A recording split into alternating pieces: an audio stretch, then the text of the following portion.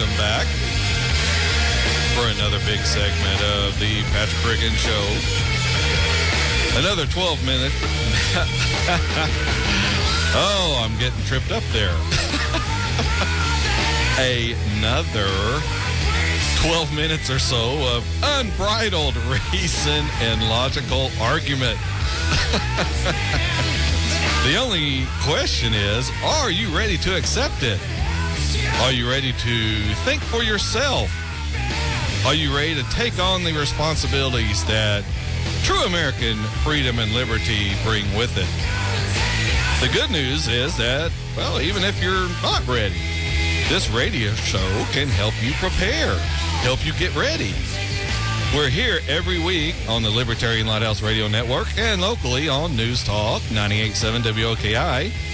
Tune in every week, and before you know it, you'll be a freedom-loving and liberty-seeking American citizen ready to help educate your fellow Americans about true American ideals. Speaking of this radio show, I frequently have people mention that I should address one minority group or another, or that I'm leaving this or that group out when I mention something. What I tell them is, I address all Americans. I don't separate people into different groups because it's illogical. After all, what is the definition for putting someone into one racial group or another? It used to be that if you had one drop of black blood in you, you were black. Well, also, to be considered for membership into an Indian tribe, a lot of them require you to be at least 1/4 Indian blood. I mean, 1/4? I mean, come on, just because my grandmother was Indian, somehow my blood is different than someone else? We got away from this garbage when we left England. I think it's sad that, speaking of England, that people think just because you were born into a royal family that somehow you're better than everyone else.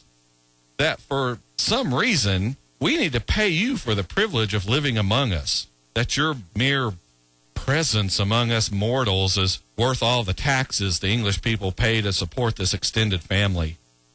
If one of them becomes pregnant, the whole world stops to see if they're going to be a boy or girl. How is the royal couple doing? This whole time, no one is stopping to think about this logically. No one is wondering, hey, why are we having to support or to work to support these people? Yet they continue to do it. We have people, and unfortunately it's in an unnerving number, in fact, that follow all of this stuff from this country, who practically worship that so-called royal family. How insane is that? Do we humans have some need to put people in power over us? Do we have some innate desire, some biological drive to anoint people kings over ourselves? To say, yes, just because they're from a certain family, they're better than the rest of us. If you're out there listening to this show and having your perception of the royal family shattered, well, then good, it needed to be. I apologize for having to be the one to do it, but it needed to be done. So we've established how ridiculous it is to separate people based on their bloodline. Then, if that's so, why do we allow it to continue in this country? We let the government tell us, well, you're black and you're white and you're Hispanic, when after all the intermarrying going on, it really doesn't matter. The definitions you're using no longer really apply. We just had this nation celebrating Martin Luther King Jr.'s birthday. Now, for some black leaders, it was a chance to try and increase their power and increase their paychecks and increase the governmental aid they can deliver to their constituencies. I guess in that sense, they're really no different than people in Congress doling out pork projects for the people back home who support them. In both cases, they're paying off people to keep them in power. But back to my point, though. Martin Luther King said, and we've all heard it, I have a dream that my 4 little children will one day live in a nation where they will not be judged by the color of their skin, but by the content of their character. what he was talking about was not dividing people into different categories. It doesn't matter. We're all Americans. The government isn't just spying on white people. It's spying on all of us. The government isn't just sending black people to fight in a foreign country for people who don't care whether we live or die. They're sending all races. The government isn't just taxing Asians and Hispanics, then giving the money to other citizens as charity. It's doing that to all of us. Did you ever notice when it comes to punishing the successful through higher taxes, then the government doesn't really care what color you are? As long as you make above a certain amount of money, then you're getting heavily taxed. That brings up another point. When you buy something in the store, you have to pay sales tax, but it doesn't matter what color you are. You see, the government only categorizes Americans into race when it can benefit itself.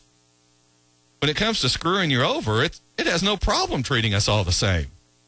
This is what we need to get away from.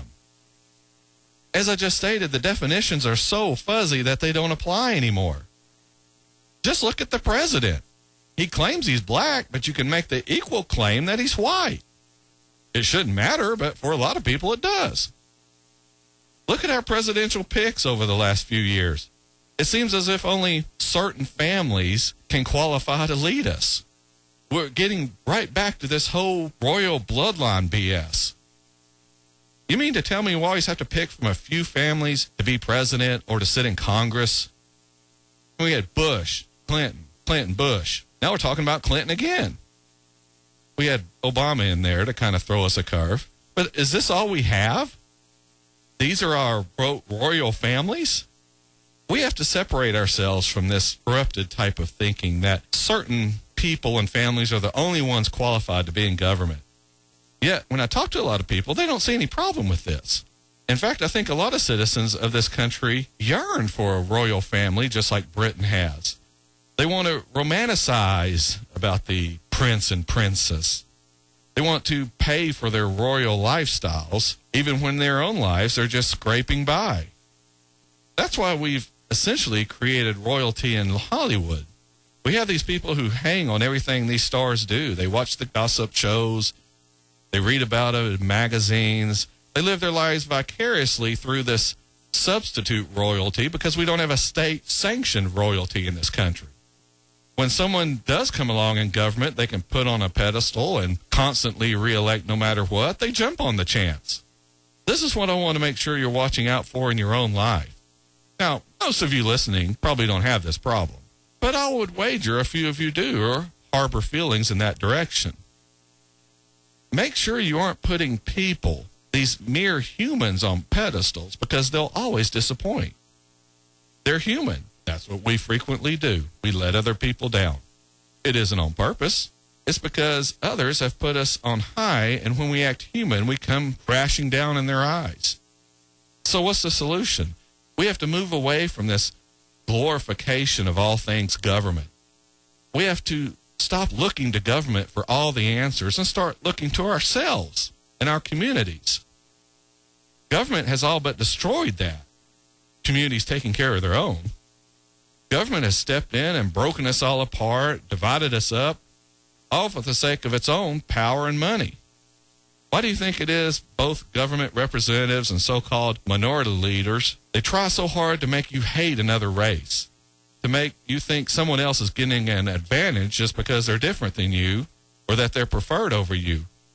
When you start hearing this type of thing, remember, these people are all the same. If anyone is getting an advantage over you, it's those leaders. It's whoever's telling you you need to follow them, that they're watching out for you. How many times have you seen reported the sweetheart deals these people get in Washington or any place in government? How long are you going to continue to believe that line of bull?